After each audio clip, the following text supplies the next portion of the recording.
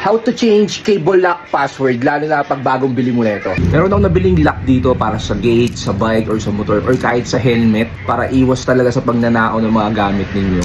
So una, pag nabili mo, ay nakaset siya ng password ng 00 para ma-unlock siya. So paano nga ba palitan to? Papakita ko sa inyo. Kung unang gagawin, yan, ito yung 00 para palitan natin yung password niya or yung lock code. Tanggalin natin to.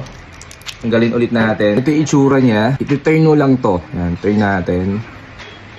Yan. Pagka-turn, so pwede na natin palitan yung password. For example, ang gusto kong password is 48. So yung 8 itatapat natin dito. So testing natin.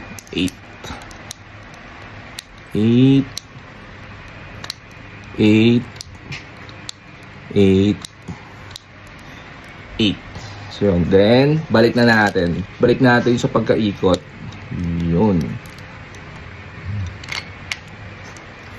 So yun, nakaset na siya ng 888. So guluhin muna natin. So balik natin ng 00. Yan, puro 00 na siya. Check natin kung maa-unlock. So hindi na siya ma-unlock, di na matanggal. So balik natin siya sa 888.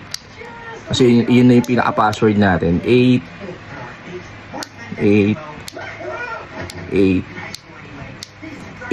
Yan. So check natin, buksan natin kung maa-unlock.